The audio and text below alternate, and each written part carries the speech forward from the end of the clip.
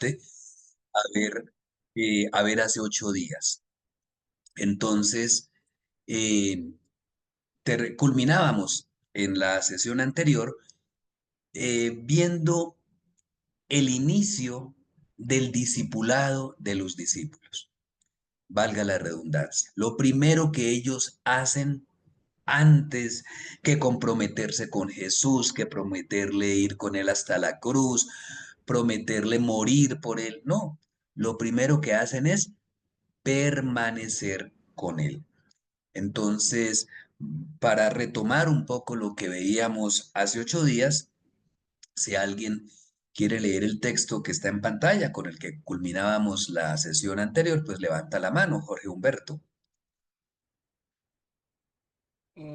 La pertenencia a Jesús. Los discípulos. Al día siguiente, Juan se encontraba de nuevo allí con dos de sus discípulos. Fijándose en Jesús que pasaba, dice: He ahí el Cordero de Dios. Los dos discípulos le oyeron hablar así y siguieron a Jesús. Jesús se volvió y al ver que le seguían, les dice: ¿Qué buscáis? Ellos le respondieron: Rabí, que quiere decir maestro, ¿dónde vives? Le respondió: Venid y lo veréis. Fueron, pues, vieron dónde vivía y permanecieron con él aquel día. Era más o menos la hora 10. Bien, muchas gracias. Y entonces, pues, eso nos permite ver este texto, que la primera experiencia con Jesús, la primera experiencia con Jesús siempre es una experiencia de permanencia. Y resulta que la permanencia nos va permitiendo, pues, estar con Él, conocer acerca de Él, como decíamos en la sesión anterior. Los discípulos lo que tienen con Jesús es una experiencia de Jesús, no es otra cosa, no es una clase sobre Jesús, no es un tratado sobre Él, sino ante todo el permanecer con Él.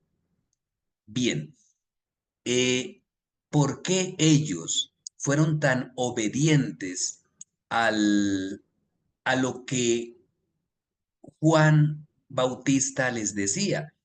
Porque ellos provienen de una experiencia de permanencia, no con Jesús, con Juan Bautista. Entonces, ellos ya saben lo que es permanecer.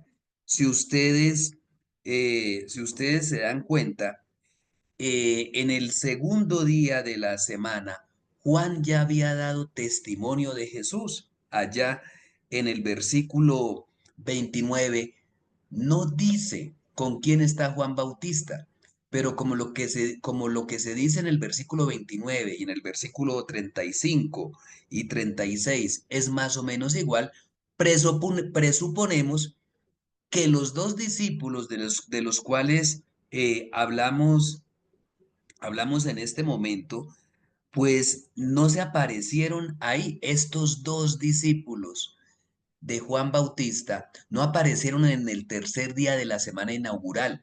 Ya tenían una larga experiencia de permanencia con Juan Bautista. Ahora están teniendo una experiencia de permanencia con Jesús.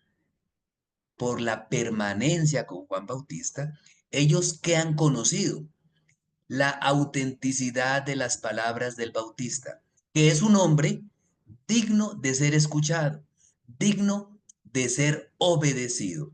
Por eso, ellos que lo habían oído hablar en otras ocasiones, ahora, cuando les indica que es el Cordero de Dios que quita el pecado del mundo, ¿qué hacen?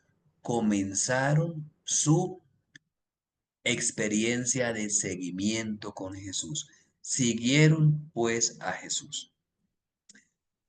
Y repasando, entonces, es una experiencia que es una experiencia no a ojos ciegos, es una experiencia de búsqueda. Para que la experiencia con Jesús sea una experiencia fructífera, no tiene que ser como la que nos decían los profesores cuando no veían que progresábamos mucho, de pronto vino a calentar puesto. No es estar ahí, no, es estar, pero con los cinco sentidos. ¿Qué buscan? Le dice Jesús a los discípulos. El auténtico buscador de Jesús, seguidor de Jesús, pues va buscando, va escrutando, va encontrando cada vez modos nuevos, modos novedosos. Y ya habíamos estudiado que lo que a ellos les llama la atención es la experiencia de Jesús. ¿Dónde? ¿Con quién permaneces? ¿Con quién te la pasas? ¿Cuál es tu experiencia de permanencia? Como es concreto lo que ellos quieren conocer, entonces Jesús, pues también de manera concreta les responde. Vengan y lo verán, vengan y lo verán. Y entonces, pues como ellos fueron, vieron y vieron, permanecieron con Jesús. Bueno, espere que se me perdió. Se me perdieron ustedes. Ya creo que los encontré. Bueno, entonces esa es la experiencia básica de la cual parte cualquier tipo de discipulado. Fíjense que no es una cosa extraordinaria, es algo que sucede cotidianamente. Recordemos un poco la lectura del Evangelio pasado, que aunque era del Evangelio de Lucas, nos deja ver que las experiencias de Dios no son experiencias raras, rebuscadas. El Naamán el sirio era un rito sencillo, irse a bañar al río. Los leprosos, irse a presentar al sacerdocio, al sacerdote. Y allí, en esa experiencia cotidiana ya establecida, encuentran la salvación de Dios. Bueno, entonces, como Jesús ya les ha indicado a sus discípulos cuál es esa experiencia que Él les propone, pues entonces a Él precisamente o a ellos es a los cuales también les permite ya unas palabras de mayor profundidad. Entonces, ¿dónde encontramos estas siguientes palabras? En el capítulo 6. Ya ustedes son expertos, se sabe que es la segunda Pascua, el capítulo 6 del Evangelio de, de Juan, donde tenemos en primer lugar la multiplicación de los panes, tenemos también Jesús que camina sobre el mar. Y después de estas dos señales viene un largo discurso. Es tal vez el discurso que ya habíamos mencionado anteriormente, el discurso eucarístico, donde nos deja ver en qué consiste la Eucaristía. Y aquí, pues, valdría la pena leerlo completo, pero vamos a leer solo este parrafito que hace referencia precisamente a lo que tiene que ver con con la permanencia de los discípulos. Si alguien levanta la mano, María Elia, y de pronto, bueno, voy a leer lo que no está en pantalla, que son los primeros versículos 51 y 52. Dice, Jesús añadió, yo soy el pan vivo que ha bajado del cielo. El que coma de este pan vivirá para siempre, y el pan que yo daré es mi carne para la vida del mundo. Los judíos discutían entre sí diciendo, ¿cómo puede éste darnos a comer su propia carne? Y ahí sigue pues esta partecita. María Elia. Jesús les dijo, en verdad os digo, si no coméis la carne del Hijo del Hombre y no bebéis su sangre, no tenéis vida en vosotros. El que come mi carne y bebe mi sangre, tiene la vida eterna, y yo le resucitaré el último día. porque mi carne es verdadera comida y mi sangre verdadera bebida. El que come mi carne y bebe mi sangre, permanece en mí y yo en él. Lo mismo que el Padre que vive me ha enviado y yo vivo por el Padre. También el que coma vivirá por mí. Bien, a estas alturas del Evangelio, uno dice, pero vamos comenzando, pero ya, si no estoy mal, van 5 signos de los 7. Es decir, que los discípulos ya tienen la experiencia en esa permanencia que han tenido con él, pues ya lo han acompañado por 5 de los 7 signos. Recordemos que la consecuencia del primer signo que hizo allí en Caná de Galilea fue que sus discípulos creyeron en él. Entonces ya tenemos la experiencia de Jesús que transforma el agua en vino, primer signo.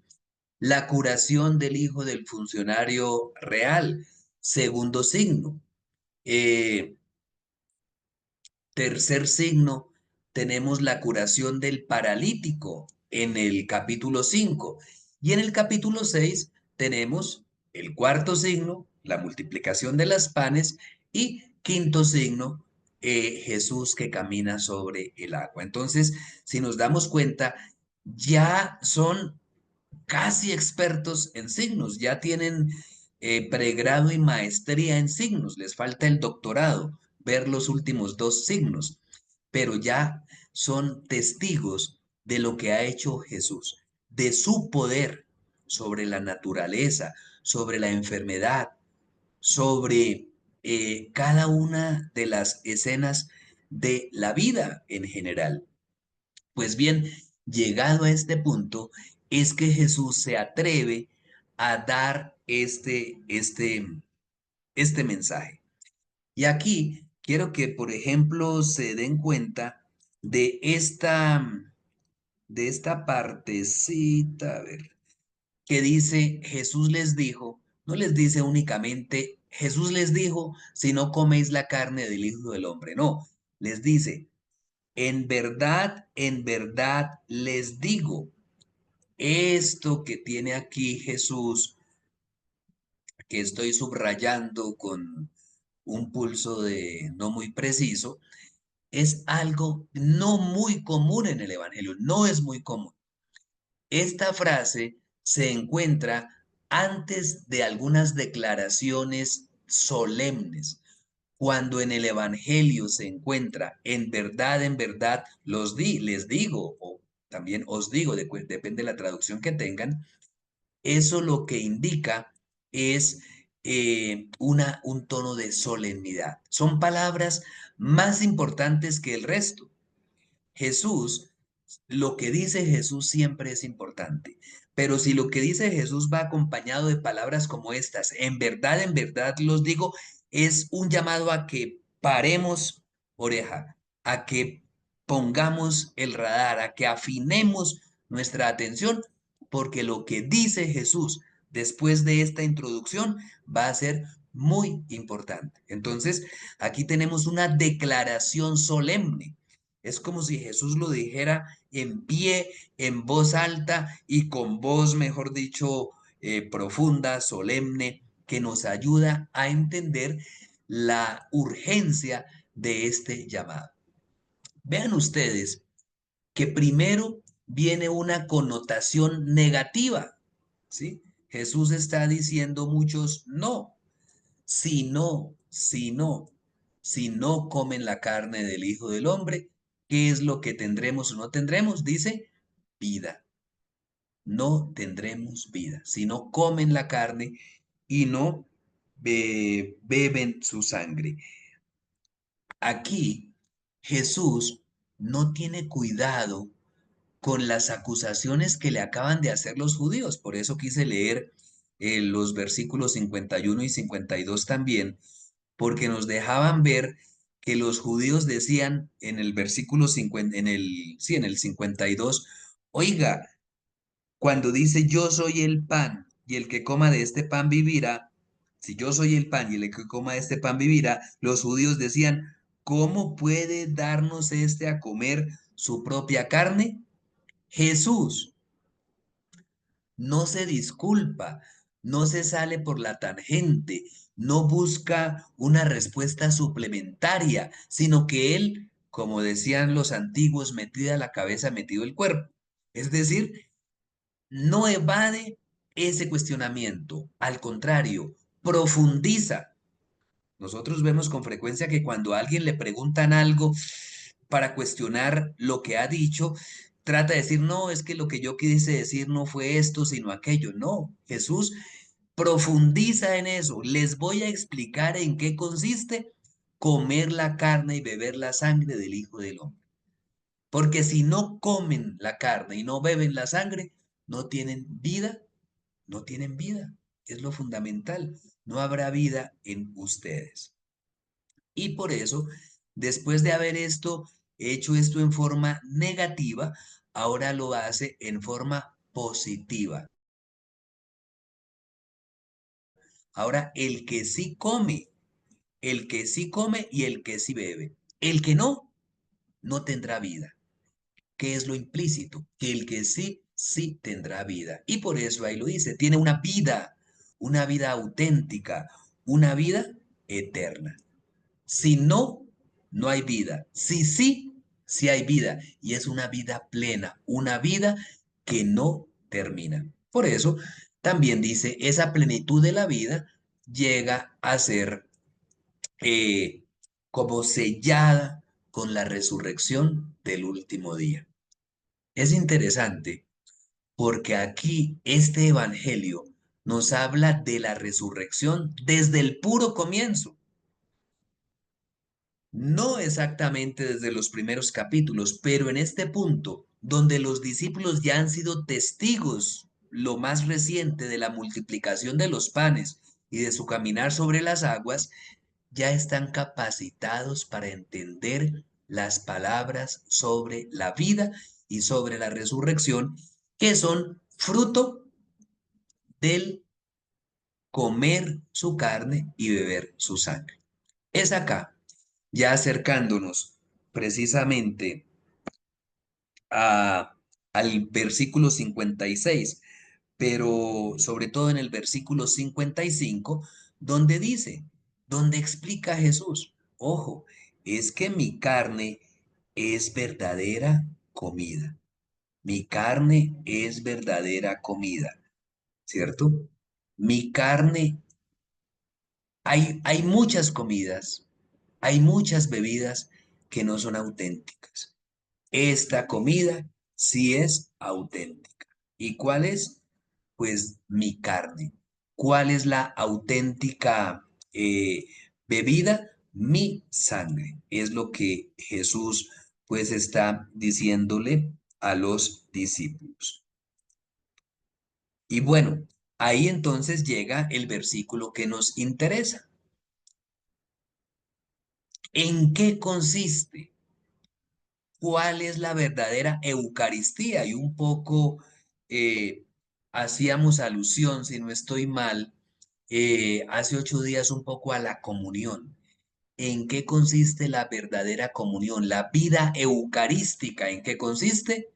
Dice, comer mi carne y beber mi sangre.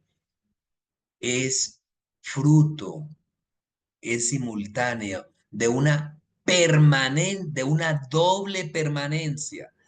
La comunión con la Eucaristía es una doble permanencia, porque el que come mi carne y bebe mi sangre permanece en mí.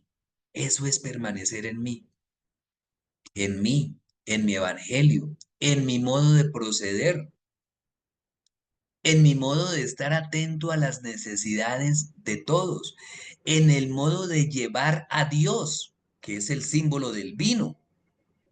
Es Dios, es Jesús el que hace presente la alegría de Dios en las bodas de Caná. Es Jesús el que hace presente la vida y la salud delante del funcionario real. Es Jesús y ya se ha manifestado. Dice, ¿cómo así que tendrá vida? Pues claro, la vida que le devolvió al paralítico postrado por 38 años, la plenitud de la vida, que significa el compartir la carne, la sangre, etcétera, que es lo de la multiplicación de los panes. Entonces, aquí tenemos que comer la carne y beber la sangre de Jesús nos lleva a permanecer en él. Y aquí no es solamente el haber compartido la multiplicación de los panes, el haber sido comensales en la multiplicación de los panes. Cada vez que nosotros participamos del banquete eucarístico, estamos permaneciendo en Jesús. ¿Esto qué nos está diciendo? Que la permanencia en Jesús no es una cuestión únicamente del pasado, un recuerdo bonito, no. La permanencia en Jesús es algo que nos compromete todos los días.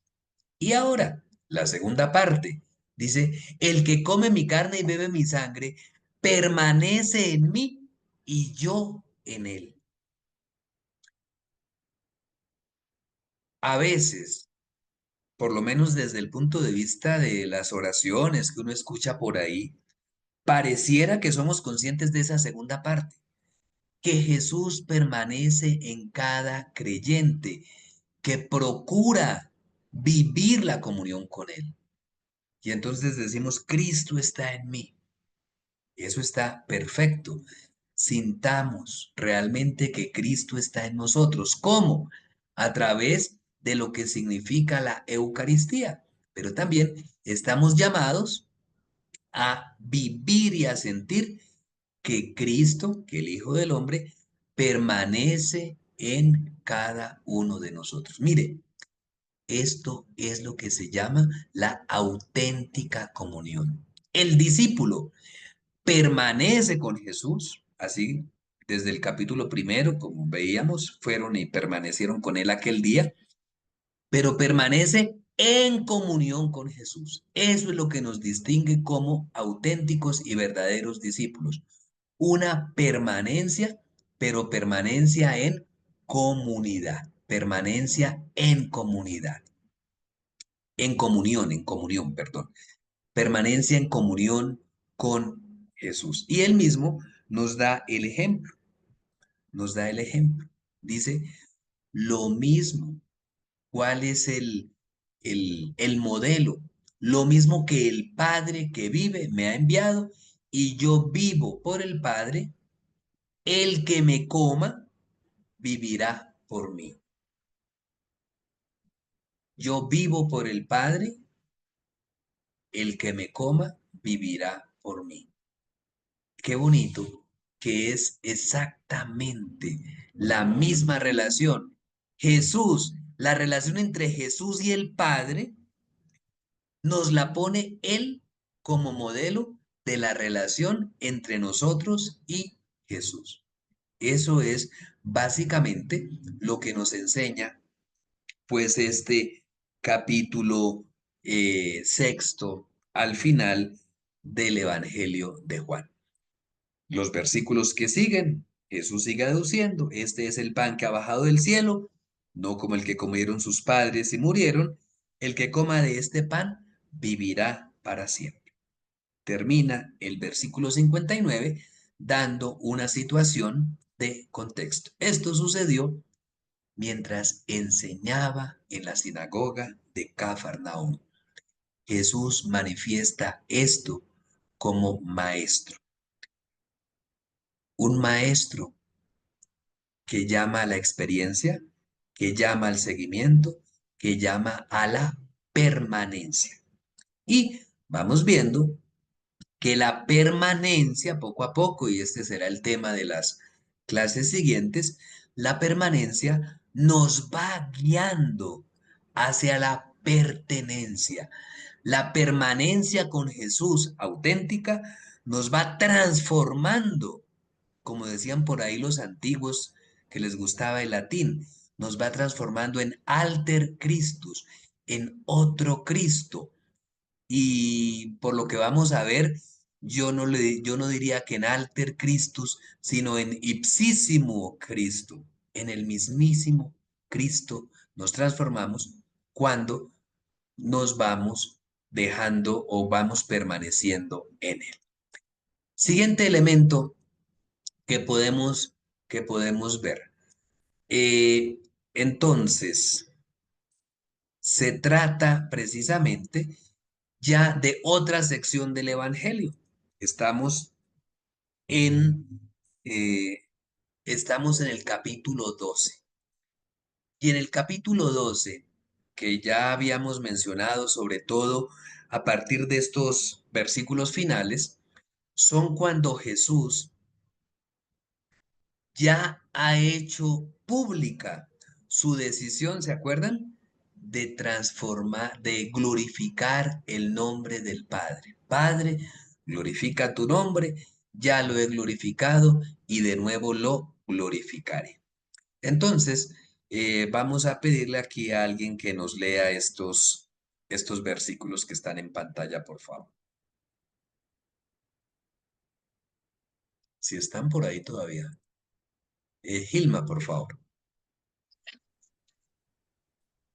Los discípulos.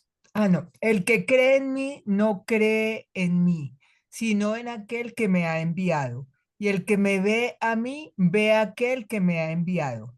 Yo, la luz, he venido al mundo, para que todo el que crea en mí no permanezca en las tinieblas. Si alguno oye mis palabras y no las guarda, yo no le juzgo, porque no he venido para juzgar al mundo, sino para salvar al mundo. El que me rechaza y no recibe mis palabras, ya tiene quien le juzgue. La palabra que yo he hablado, esa le juzgará el último día. Bien, y entonces vean ustedes que aquí nos está diciendo otra vez cuál es el objetivo de la venida de Jesús al mundo. Y es creer y tener la vida. Ya sabemos que creer no es en sí mismo, sino que creer tiene una finalidad mayor, para que crean y creyendo tengan vida. Entonces, por eso dice, yo, la luz, he venido al mundo. Finalmente supimos quién era la luz. ¿Se acuerdan ustedes cuándo se había hablado de la luz en el Evangelio? En los primeros capítulos, En los, correcto, en los primeros versículos, ¿cierto? Dice, capítulo 1, versículo 5. La luz brilla en las tinieblas y las tinieblas no la vencieron. Lo mismo que está diciendo acá. La luz brilla en las tinieblas y las tinieblas no las vencieron. Y ahí, capítulo 1, versículo 6, dice, hubo un hombre enviado por Dios. Su nombre era Juan. De modo que uno allá tenía la duda. O sea que la luz es Juan. Podría ser. Por eso le toca, incluso sigue diciendo allá, hablando de Juan Bautista, este vino como testigo para dar testimonio de la luz, para que todos pudieran creer. Uy, creer, pero aquí también nos dice en estos versículos 45, para que todo el que crea, vuelvo al versículo 7, para que todos pudieran creer por medio de él. De modo que el versículo 8 tiene que aclarar, no era la luz, sino que vino a dar testimonio de la luz. Nos había introducido el tema de la luz, el hermoso prólogo de San Juan. Y entonces, si Juan no es la luz, porque así lo dice el versículo 8, él no era la luz, ¿quién era la luz? Aquí es como otro hilo conductor que nos va presentando el Evangelio. Y ya, ahora, al final de la primera parte del Evangelio, Jesús ya sin más simbolismos, sin metáforas, directamente nos revela quién es la luz. Yo, la luz, he venido al mundo. Y las características de la luz ya las habíamos mencionado desde el capítulo primero, ¿cierto? En ella estaba la vida era la luz de los hombres. Vea lo que dice, la vida era la luz de los hombres. Y si aquí nos está diciendo, yo soy la luz, podríamos despejar la ecuación y decir, la luz, perdón, yo soy la vida, yo soy la luz. Es decir, Jesús es la luz de los hombres, Jesús es la vida de todos los hombres. ¿Y cuál es el objetivo? Que ya no haya permanencia en la oscuridad, en las tinieblas. Las tinieblas en el Evangelio de Juan son todo aquello que se opone, es todo aquello que se opone a al mundo de Dios o al ámbito de Dios, para evitar la palabra mundo, porque la palabra mundo también suele designar es precisamente a todo aquello que, que se opone a Dios. En el Evangelio, lo opuesto a Dios se llama mundo, pero mucho más la connotación negativa se llama tinieblas. Las tinieblas muestran la hostilidad. Por eso le gusta tanto a Juan este símbolo de las tinieblas, porque en este momento yo los puedo ver, ustedes me ven y yo veo a algunos que tienen por ahí la cámara prendida gracias a que hay luz artificial, pero es luz. Cuando apagamos la luz, si yo apagase la luz de este cuarto, seguramente quedaría en tinieblas. Entonces, al Evangelio de Juan le gusta mucho este juego. Una pequeña luz, una, un tenue rayo de luz es capaz de disipar las tinieblas. Y por eso dice, es como si las tinieblas fuesen como una densa nube oscura que envuelve la luz. Cuando nosotros tenemos a veces que viajar por carretera en en medio de la niebla, que es muy frecuente por acá en nuestro altiplano cundiboyacense, ¿cierto? Pues vemos que no vemos. Esas nieblas, será que de ahí viene tiniebla, tratan de vencer la luz. Por eso, para Juan, para el Evangelio, es como si las tinieblas tuviesen esa connotación malvada. Quieren vencer a la luz, es decir, a Jesús, es decir, a los discípulos de Jesús. Y entonces, ¿cuál es el propósito? Que los discípulos, que son los que creen en Él, no permanezcan en las tinieblas. Cuando permanecemos en Jesús, ¿en qué nos convertimos? En Jesucitos, ¿cierto? Cuando permanecemos en las tinieblas, pues nos convertimos en tinieblitos, podríamos decirlo. Lo decían los antiguos, quien con lobos anda, aullar aprende. Pero si no andamos con lobos, sino que permanecemos en la luz, permanecemos en Jesús, entonces pues disfrutamos de todo esto que Jesús nos está enseñando, nos está diciendo, nos está poniendo de manifiesto de manera explícita, ¿cierto? Y nos está diciendo las características, como otra característica, cómo tiene que ser esta permanencia con Jesús. Dice, escuchar sus palabras. Y muchos de ustedes saben qué significa escuchar la voz de Dios en el Antiguo Testamento. ¿Quién lo quiere decir por ahí? Yo sé que muchos, Obedecer, dígalo. obedecer, obedecer. Correcto, quítele el puede ser. Dígalo sin miedo, ¿cierto? Obedecer. En hebreo no existe la palabra obedecer, no existe. Para decir obedecer en hebreo, tenemos que decir escuchar la voz de. Escuchar la voz de alguien es obedecer.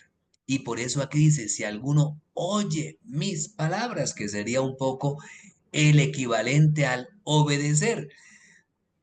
Pero es como decir, si usted oye pero no las guarda. ¿Aquí qué quiere decir guardar? Custodiar, poner en práctica, pues no vale de nada. Casi que lo está diciendo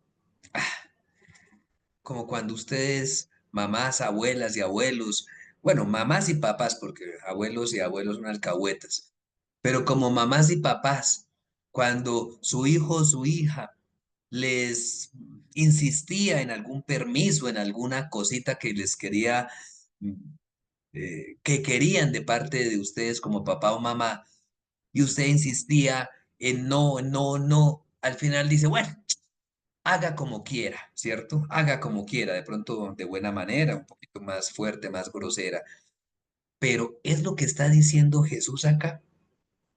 Si alguien escucha mis palabras y no las guarda, bueno, haga como quiera. Yo no vine a juzgar, pero usted dice, yo no vine a juzgarlo, pero ya tiene quien lo juzgue.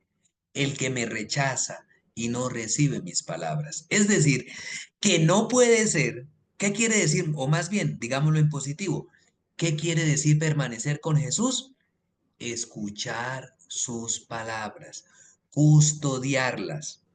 Contrario, no acoger sus palabras, vea, quien me rechaza, es decir, no recibe mis palabras, entonces no está permaneciendo.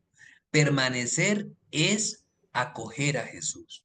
O sea, permanecer es acogerlo todo entero. No es darle posada por ahí un día.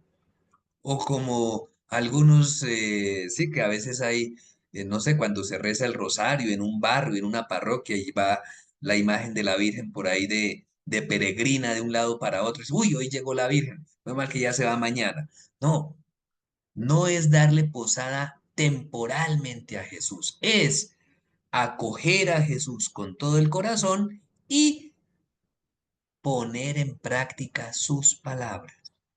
Esa es un poco, grosso modo, el significado de esto. Entonces vea que este versículo, estos versículos nos dan otro elemento de la permanencia, es custodiar, guardar, custodiar sus palabras. Ahí está esta traducción que dice acá, dice guardar mis palabras, guardar. No es guardar en un cajón, es custodiar la palabra de Jesús, que no se pierda. Eso lo encontramos también en otros evangelios. ¿Quiénes son mi madre y mis hermanos? Dice Lucas, el que escucha mis palabras y las custodia, las guarda, no las deja perder. Aquí nos está diciendo lo mismo. En otras palabras, porque acordémonos que estamos comenzando a hablar de la pertenencia con Jesús, que los sinópticos dicen quiénes son mi madre y mis hermanos. Es custodiar sus palabras, hacer lo que sus palabras dicen. Recuerden el primer signo de Jesús, tenía que ver con custodiar las palabras. Y quien ordenó fue la madre. Hagan lo que él les dice. Eso es custodiar las palabras de Jesús. Eso es permanecer con Jesús. Vámonos aquí a uno de los trocitos más interesantes al respecto de la permanencia que hemos leído ya en varias ocasiones durante este curso, durante estos encuentros. Lo encontramos en el capítulo 15 del Evangelio, allí donde Jesús pues nos está hablando precisamente de la permanencia. Ya hace 2 o 3 noches teníamos el ejemplo de la vid, que incluso una hermana nos explicaba la belleza de esta imagen. Y si ustedes se dan cuenta, es la zona del Evangelio más densamente poblada de permanencia. Estos 7 versículos, del 4 al 10, son los versículos donde más permanencia encontramos. Y ya no estamos en el libro de los signos, estamos en el libro de la gloria, donde Jesús ya pues está hablando como en una especie testamento espiritual. Ya les está dando lo último que puede decirles. Entonces, Ricardo, de pronto, bueno, aquí vamos a leer varias frasecitas. Entonces, lea hasta el primer punto aparte, Ricardo, y vamos como a ir adentrándonos en estos versículos.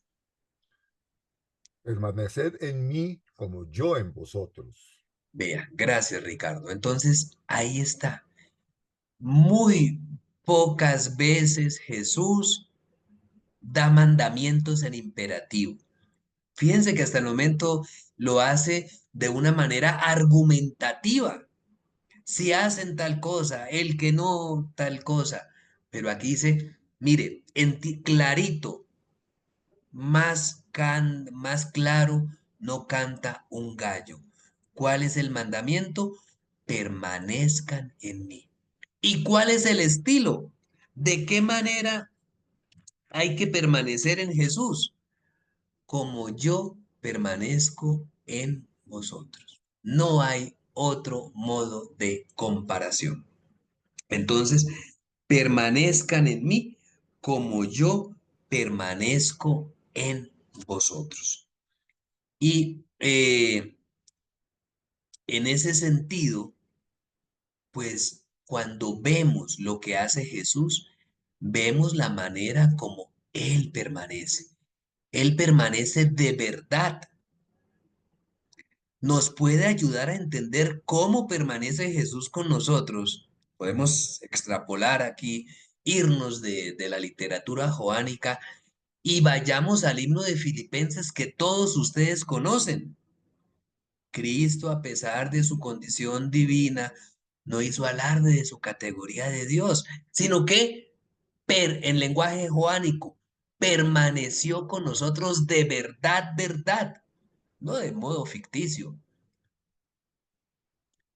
Se rebajó hasta someterse incluso a la muerte y una muerte de cruz. Esa es la permanencia auténtica con Jesús. Y aquí viene pues la metáfora del sarmiento, otra persona que lea la siguiente oración.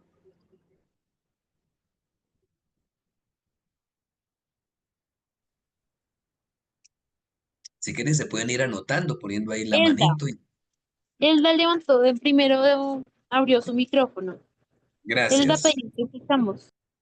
Permaneced en mí, Lo amor. mismo. Si guardáis mis mandamientos, permaneceréis. Si guardáis Ajá. mis mandamientos, no, Aquí, perdón. aquí, lo mismo, lo mismo. Lo Vamos mismo. en el segundo Permaneced, renglón. Segundo permane- renglón. Más abajito. Lo mismo. Lo mismo que el sarmiento no puede dar fruto por sí, ay, señor. Pero es que me toca correr la letra. Qué pena, padre. Ya. Ahora sí, creo que ya.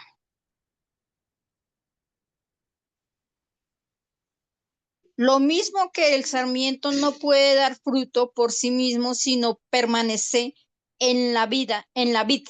Así tampoco vosotros, si no permanecéis en mí, o sois la vid, Ahí, vosotros. hasta ahí. Gracias, gracias, gracias, Elda. Entonces, fíjense que es eso. Y aquí nos viene a dar otro elemento, que es consecuencias de la permanencia. A veces hay modos de la permanencia. El primero es modo de la permanencia, primer renglón. ¿Sí?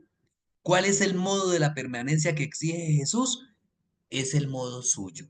O sea, permanezcan lo mismo que yo permanezco en ustedes. Ahora nos está hablando de las consecuencias de la permanencia. Darán fruto, darán fruto. Bueno, otra persona que lea el siguiente, la siguiente frase, ahí no es una O, sino yo. Gilma creo que había levantado la mano. Gilma, Gilma, te escuchamos. La verdad no la escuchamos, ahora sí. Sí, el que permanece en mí y yo en él, ese da mucho fruto porque separados de mí no podéis hacer nada. Bien, entonces ahí está, ya nos ha hablado del sarmiento y que el que no sé qué lo queman, ahora dice, vea, es que yo soy la vid, un sarmiento fuera de la vid, pues sirve de pronto para hacer alguna obra manual, para calentar una casa en invierno, pero dice, yo soy la vid, ustedes los sarmientos, el que permanece en mí y yo en él, ese da mucho fruto. Entonces es la doble permanencia entre Jesús y los permanentes, los permanecedores, el discípulo que permanece en él, que da fruto. Siguiente, familia, por favor.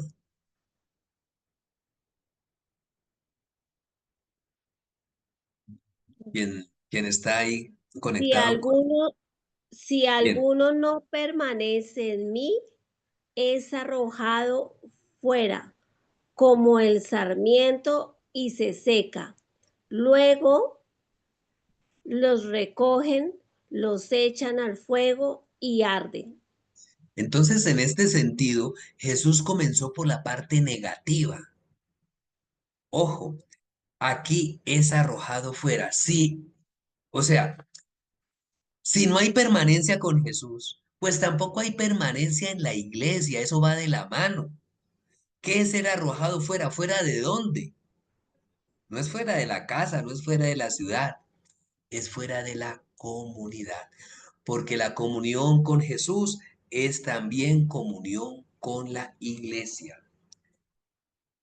Por eso lo dice de manera claro, el que no permanece conmigo, no permanece en mí, es arrojado fuera. También se podría decir lo contrario. Nadie puede permanecer en la comunidad sin permanecer con Jesús. Jesús es el que le da la identidad a la comunidad, a la nueva familia, a la iglesia.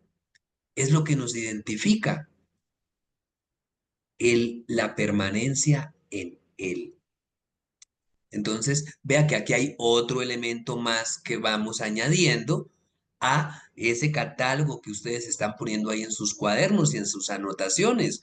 Otro elemento más, permanencia en Cristo y permanencia en la iglesia van de la mano.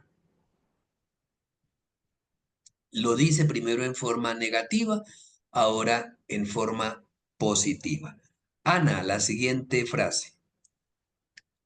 Si permaneces en mí y mis palabras permanecen en vosotros, pedid lo que quieras y lo conseguiréis. Mire, la permanencia con Jesús tiene una consecuencia que es la comunión con Dios, la comunión con el Padre. ¿Qué rompe la comunión con el Padre? El pecado. En la lectura que nosotros leemos el miércoles de ceniza, tomada de Isaías, que creo que todos conocen, si no estoy mal es Isaías 58. ¿De qué nos habla? Hay un escándalo en Isaías 58, que voy a leer aquí rápidamente si esta Biblia trae Isaías, porque dice Isaías 58:3, ¿para qué ayunamos si tú no lo ves? ¿Para qué nos afligimos si tú no te enteras? El pecado rompe la comunión con Dios. Y entonces, si no hay comunión, si se rompe, si no hay señal, pues Dios no, sin wifi, ¿cómo se entera Dios que estoy ayunando, que me estoy afligiendo, que estoy haciendo penitencia? No hay comunión. Cuando hay justicia, cuando hay justicia, entonces se restablece la comunicación con Dios. Dice, ¿cuál es el verdadero ayuno? No será deshacer, versículo 6, los nudos de la maldad, soltar los yugos, dejar libres a los maltratados. ¿No será partir al hambriento tu pan, a los pobres sin hogar recibir en tu casa, que cuando veas al desnudo le cubras y de tus semejantes no te apartes? Mire que no es una gran novedad lo que predica Jesús. Venid benditos de mi Padre, que encontramos en el allá en Mateo, porque tuve hambre, me disteis de comer, tuve sed, me disteis de beber, estuve desnudo, etcétera. O lo que dice el Evangelio de Juan sin tantos ejemplos. Amaos los unos a los otros, como yo os he amado. O sea, de esta manera. Y entonces dice allá Isaías, entonces clamarás y Yahvé te responderá. Versículo 9. Isaías 58, versículo 9. Y vea lo que dice acá. Si permanecen en mí y mis palabras en ustedes, pidan lo que quieran y lo conseguirán. Es lo mismo que dice Isaías.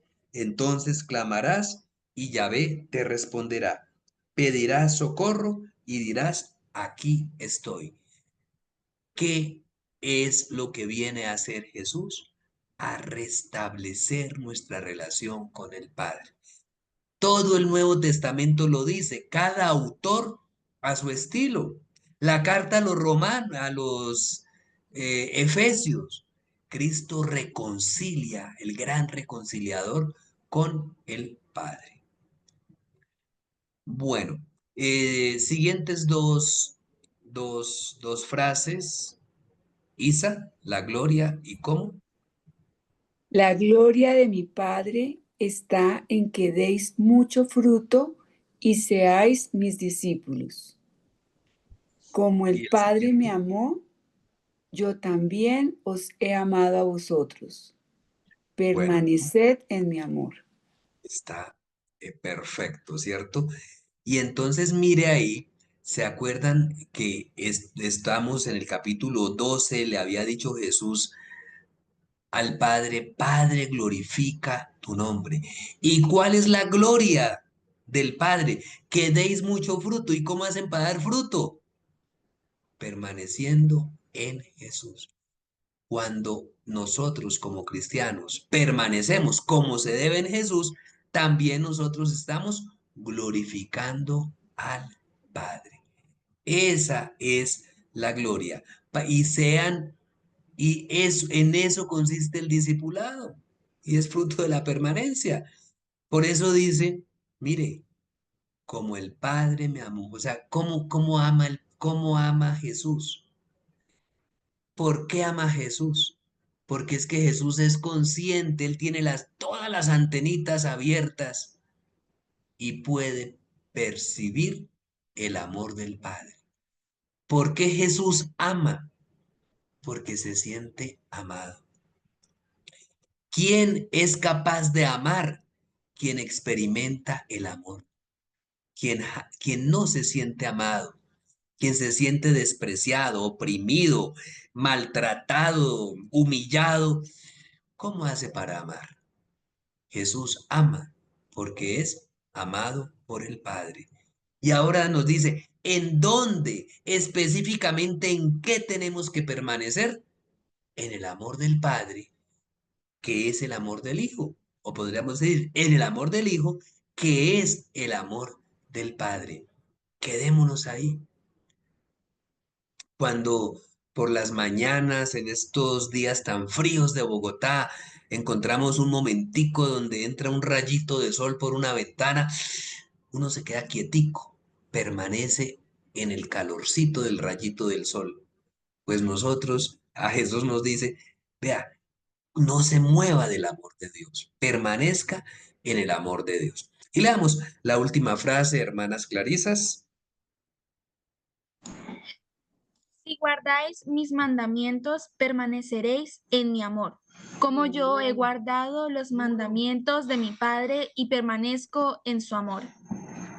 Miren esa supercomunión entre el Padre, el Hijo y los discípulos. Por eso les anticipaba que precisamente esta densidad, no solamente acumulación de palabras, sino profundidad del significado, lo que encontramos en este capítulo 15 del Evangelio de Juan. Es el permanecer con Jesús. Incluso si fuésemos más, más adelante, vamos a encontrar, no sé si es aquí ya o en la siguiente, eh, vale la pena aquí de una vez, aunque es con otro verbo, pero dice, estas cosas las he dicho, versículo 11, que es lo que sigue, para que mi alegría esté en ustedes y para que su alegría llegue a su plenitud. La consecuencia de la permanencia es la verdadera alegría. Y como consecuencia de esta permanencia es que en el versículo 12 Jesús nos deja esa partecita que le hacemos hasta altar y todo el jueves santo. Este es mi mandamiento, ámense los unos a los otros, y viene la medida de ese amor, como yo los he amado. ¿Y cómo es que yo los he amado? Nadie tiene amor más grande que el que da la vida por sus amigos. Esa es la permanencia que Jesús le está pidiendo precisamente a sus discípulos. Una permanencia auténtica, una permanencia en el amor de verdad, que es el amor donde se pone al amado en primer lugar. Jesús es consciente de que el Padre lo ha puesto a él en primer lugar. Y si el Padre me ha puesto a mí en primer lugar, cómo no voy a poner yo en primer lugar también a los otros? De la profunda experiencia del amor de Dios hacia cada uno de nosotros, es que nace también nuestra profunda experiencia de amor a Dios y de amor a los hermanos. Entonces, pues quiero dejar ahí para poder hablar la próxima vez de lo que es la permanencia ya de un discípulo especial, que es el discípulo amado. Entonces, ¿qué va a ser el tema de nuestro próximo encuentro? El discípulo amado, su permanencia, sus apariciones a lo largo de este evangelio. Entonces, pues con esta alusión a la permanencia en el amor de Cristo, pues doy la palabra para quienes quieran hacer su comentario, pregunta, duda, queja, etcétera. Pues bueno, muchísimas gracias, Padre, de verdad, por esta ilustración que nos has compartido en esta noche. Estoy atenta a quienes nos quieran compartir en qué vamos, algún eco, alguna pregunta en específico de lo que hemos compartido hasta el momento, de estas claridades de la permanencia, perdón, sí, del permanecer en Jesús, que es lo que hemos profundizado ahora en el texto de Juan 15. Entonces, pues bueno, vamos a ir dando la palabra en el orden que o vayamos activando el micrófono o levantemos la mano. Estoy aquí súper atenta. Recordemos claridades, ecos, preguntas que nos vayan quedando a cada uno de nosotros, reflexiones de pronto que podamos llevar a nuestra experiencia de comunidad. A mí me quedó sonando mucho, por ejemplo, el ejemplo de por qué para Jesús es tan importante que nos alejemos de la luz, porque que estemos en la tiniebla, porque podemos ser pequeñas tinieblecita por ahí. Y tiene toda la razón, como a veces quedarnos como alejados de eso de lo que él nos va proponiendo. Me va resonando un poco ese ejemplo. Esperamos no estar en la tiniebla, la verdad. Es No que sé quién más de yo pronto tenga pienso alguna que si duda. no estamos en la tiniebla, tal vez no vemos bien la luz. ¿Podría ser Interesante. también por eso? Sí, aunque, bueno, gracias Lina, gracias Gilma, pero se trata no de estar en las tinieblas, sino de ser, cuando se permanece con Jesús, dejamos de ser tiniebla y Ah, sí. comenzamos a hacer luz. La tiniebla, yo entiendo un poco lo que dice Gilma, si uno está en una parte iluminada, pues no ve una luz, pero no ese es el sentido que le da el Evangelio a las tinieblas, sino que las tinieblas es todo aquello que se opone a Jesús, que es la Mm. luz. ¿Sí? Entonces, la luz que opaca las tinieblas, ese es aquel que no permanece en Jesús, sino que por el contrario, que le es hostil. Las tinieblas son hostiles a la luz porque la opacan. Y cuando un supuesto creyente opaca a Jesús, nosotros a veces como curitas, como obispos, somos tiniblosos. ¿Por qué? Porque a veces nos predicamos, resplandecemos nosotros, y el que tiene que resplandecer es Jesús. Él es la luz. Ahí no hay amor, porque cuando yo hago cosas que parecen amor, pero es para quedar bien, para resplandecer, para brillar ante el otro, ahí no hay amor. Es la donación, la kenosis que llama San Pablo, lo que dice Jesús, dar la vida, entregarla totalmente, sin quedarme ni siquiera con la fama. Eso es lo que pide Jesús, lo que hace Jesús y lo que Él nos pide a cada uno. Muchísimas gracias, Padre, por esa claridad, ese énfasis que valioso e importante. Quiero por aquí leer el mensaje de Mari. Ella nos dice que no se le reactiva el micrófono, pero dice, gracias, Padre, muy clara y sencilla su manera de adentrarnos en el deber que tenemos de permanecer en Jesús. Bueno, no puede encender el micrófono. Dios lo bendiga y a nosotros por sus enseñanzas. Amén. Por aquí Orlando nos dice que para él lo que hace eco en esta noche es el pecado rompe mi permanencia con Dios. Si no permanezco, dejo de ser hijo de Dios. Y María Elia nos dice, si no estamos en comunión con Jesús, estamos en las tinieblas. Bueno, Interesante. sí, bueno, recordemos que el bautismo imprime carácter. Es decir, yo no me puedo borrar de hijo de Dios, ¿cierto? Yo soy hijo de Dios.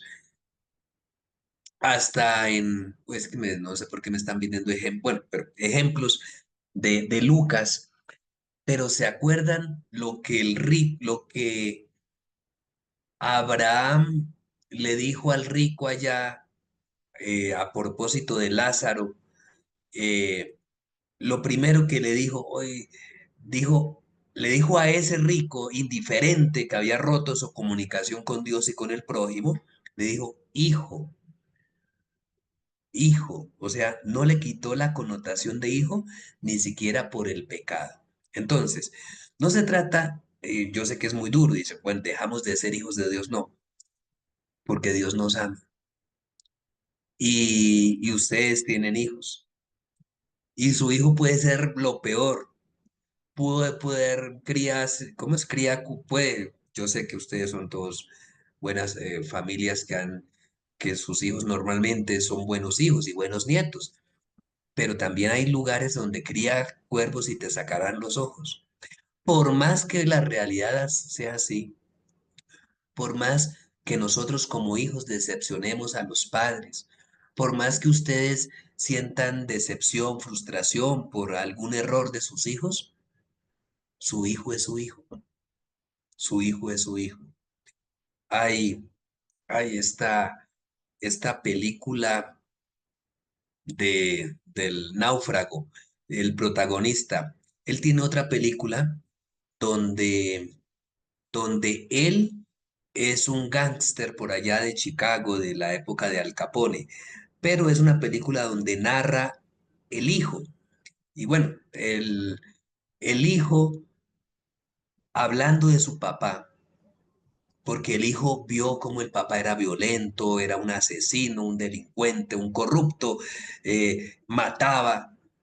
Y le dicen, vea, cuando alguien me pregunta por quién era, no sé, Pedro Pérez, yo lo único que tengo que decir, dice la película y creo que así terminaba, dice, era mi papá. Eso es, ser hijo o ser padre o ser madre, eso es para siempre. Cuando somos hijos de Dios, Dios se la juega por nosotros. O sea, dice, usted es mi hijo, si tal cosa. No, usted es mi hijo. Yo te he engendrado, ya quedó engendrado. ¿Sí? Es decir, no se puede renunciar a la condición de padre, como no se puede renunciar a la condición de hijos. Padre, muchísimas gracias.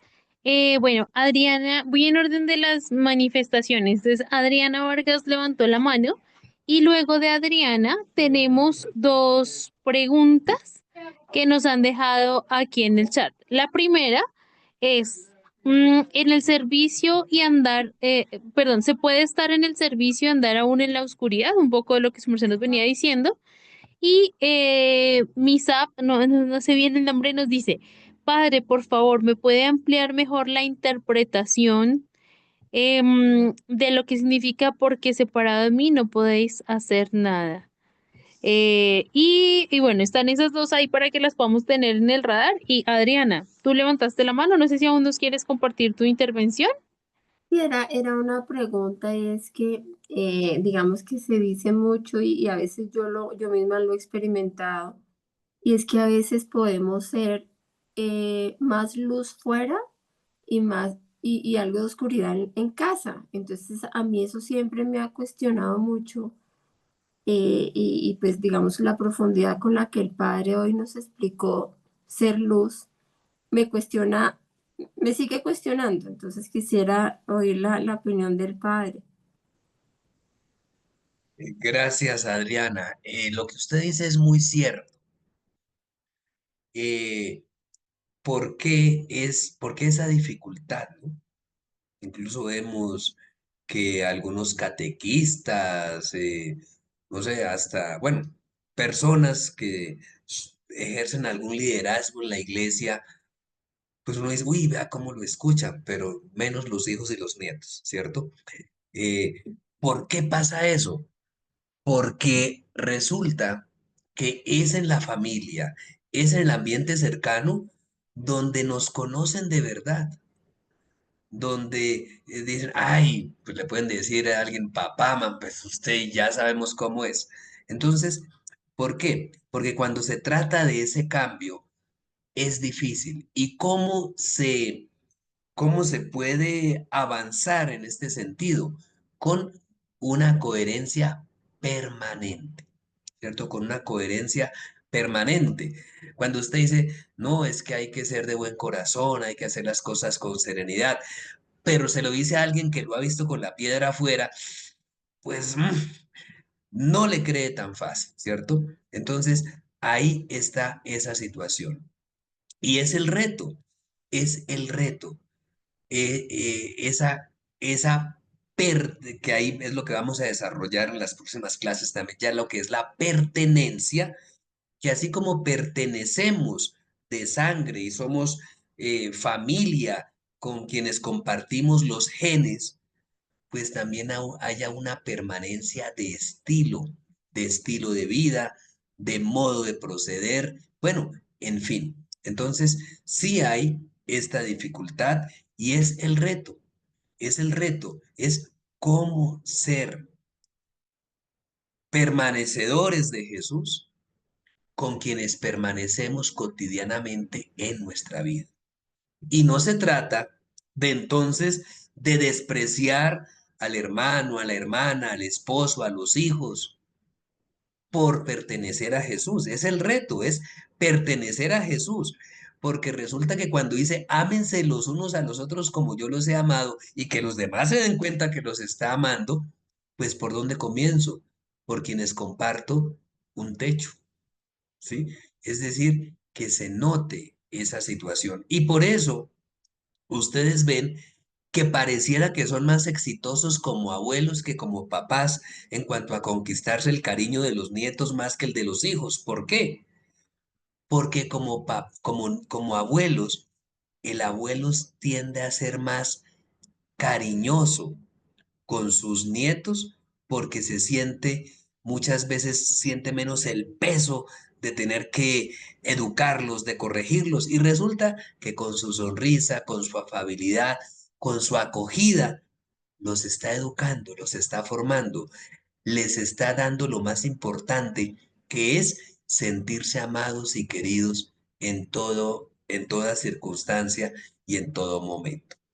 Bueno, no soy así versado en estas cuestiones de psicología, pero un poco desde el Evangelio de Juan podría responder esto Adriana. Mil Padre, Y gracias, muchas Padre. gracias. Muchas gracias porque son varias como las intervenciones que van en esta sintonía. Bueno, voy a leer por aquí la intervención que nos deja Armando Lacotur. San Juan nos dice en una de sus cartas que el que dice amar a Dios, a quien no ve, y no ama a su hermano que sí ve, es un mentiroso. Bajo esta perspectiva podemos interpretar que permanecer en el amor con el Señor tiene que ver con el amor al prójimo, y ese amor debe ser amor que busca la salvación del otro, diferente al amor alcahueta que patrocina la condenación del otro. Sandra Castañeda nos hace un eco que entiendo, personalmente lo veo como una gran síntesis tal vez de lo que hemos venido trabajando, y dice: permanecer en Jesús es orar, amar, servir, perdonar y dejar que su palabra nos limpie el corazón. A veces Dios poda lo que no da fruto en nuestra vida, actitudes, egoísmos o apegos. Aunque duela, esas podas nos ayudan a crecer espiritualmente, y gracias por compartir sus conocimientos con nosotros, Padre. Y bueno, terminó con esta pregunta. Patricia le consulta, Padre, si su merced nos podría, por favor, ayudar a profundizar en la comprensión del significado de verdad aquí en el Evangelio de San Juan. Dice, cuando Jesús dice, yo soy el camino, la verdad y la vida, si tiene el mismo sentido cuando nos explicaste hoy al decir, en verdad les digo. Muchas gracias. bueno, gracias Lina también por la lectura y de pronto respondiendo a dos que me habías dicho antes que no respondí de manera explícita, pero efectivamente, ¿se puede andar en el servicio de andar aún en la oscuridad? Yo diría que no. Si el servicio es auténtico, puede ser defectuoso, puede no ser perfecto, pero si es auténtico, si se hace de verdad, con buena intención, sin querer brillar y aparecer y enseñar y adoctrinar a los demás porque yo soy bueno y ustedes son pecadores, si lo hago con sinceridad, con humildad, ya no estoy en las tinieblas. Ya estoy del partido de Dios, del equipo de Dios. Puede ser que esté todavía un poquito afuerita, esté como Plutón, a punto de convertirme en planeta enano, pasar de planeta a planeta enano, ¿cierto? Pero de allá comienzo a acercarme hacia el Sol, como el 3 Atlas y no sé qué. Bueno, es decir, voy en camino, voy en camino. Y cuando dice Jesús que separados de mí no pueden hacer nada, es eso, porque Jesús lo que está indicando es la necesidad de la permanencia con Jesús. ¿Cómo puedo ser yo discípulo de Jesús si no permanezco con Él? Si me separo de Él. No es que yo ya aprendí, yo, chao Jesús. No, es la permanencia, es una cuestión permanente, todos los días. Y por eso es una permanencia atenta, una permanencia de búsqueda, una permanencia alegre. Yo estoy alegre por compartir todos los días con Jesús y fuera de Él no puedo hacer nada. Un poco, el en verdad no es lo mismo que verdad. En verdad sería un adverbio, precisamente en griego, bueno, en griego eso se dice con una palabra que es más bien hebreo, la que tiene el texto griego, dice amén, amén, amén, amén. ¿Qué quiere decir? Les digo de verdad, o sea, como dicen los niños por ahí chiquitos, de verdad para Dios, les digo de verdad, les digo con sinceridad, esto es inamovible lo que les voy a decir, pero es distinto del texto que nos dice Patricia de yo soy el camino, la verdad y la vida. La verdad en el Evangelio de Juan, este puede ser el tema de otro próximo mes de la Biblia, la verdad en el Evangelio de Juan, porque precisamente Juan, este Evangelio habla mucho del conocer, la importancia del conocer, conocer al otro es permanecer con. ¿Yo por qué permanezco con el otro? ¿Por qué permanezco con Jesús? Porque solo así lo puedo conocer. Y puedo conocer la verdad. Se habla mucho de ese lenguaje de la verdad. Yo para esto he nacido, dice Jesús delante de Pilato. Y para una cosa he venido al mundo, en el capítulo 18, para dar testimonio de la verdad. Es lo absoluto, el conocimiento auténtico, el entenderlo todo. Y es llegar a ser otra vez del equipo de Jesús. Quien no conoce a Jesús, quien desconoce la verdad, pues está demostrando que es de los hostiles, que es de las tinieblas, que no hace parte de los de la luz, que no hace parte de los de Jesús. Como responde Pilato ante esa intervención, porque allá al final dice, cuando Jesús le dice eso, Pilato dice, ¿y qué es la verdad? O sea, que él no la conoce. ¿Quién es la verdad? Nosotros sí sabemos que la verdad, la meta de nuestra búsqueda es la verdad. ¿Qué busca una persona de ciencia? ¿Qué busca un niño cuando comienza a hablar y los atormenta tanto a ustedes? ¿Y esto qué es? ¿Y esto para qué? ¿Y esto por qué? ¿Qué busca el niño? Conocer las cosas, conocer la verdad, el conocimiento, la sabiduría. Eso es la verdad. Entonces, aquí entramos en un campo muy amplio que vale la pena pues profundizar mucho. Entonces, muy buena pregunta y aquí solo doy alguna alusión, pero la respuesta merece mayor profundidad. Padre, de verdad, muchísimas gracias. Y sí, qué pregunta tan valiosa y tan interesante, porque yo personalmente la he compartido también mucho tiempo, pero no había quedado en cuenta de hacerla. De verdad, muchas gracias por la pregunta. Pues bueno, creo que nos quedan unos minuticos para poder responderle a Yasmín. Yasmín nos dice gracias por todos y por el excelente aprendizaje. Y ella complementa diciendo, si no tenemos poda, corremos el riesgo de acostumbrarnos a la cizaña y convivir sin reconocer la verdad de mentira, el engaño. Así es, así es. Es decir, que en la permanencia con Jesús, pues vamos recibiendo ese cuidado, ese cuidado. La poda es, la poda, la poda es el cuidado, son quitar esas ramitas. Y bueno, yo les había dado una tarea existencial la clase pasada. Les podría dejar esta otra. Son esas ramitas que deberíamos cortarnos nosotros como sarmientos? ¿Cuáles son esas costumbres? ¿Cuáles son esas actitudes que de pronto son esas cuestiones marchitas que nos impiden una permanencia total con Jesús?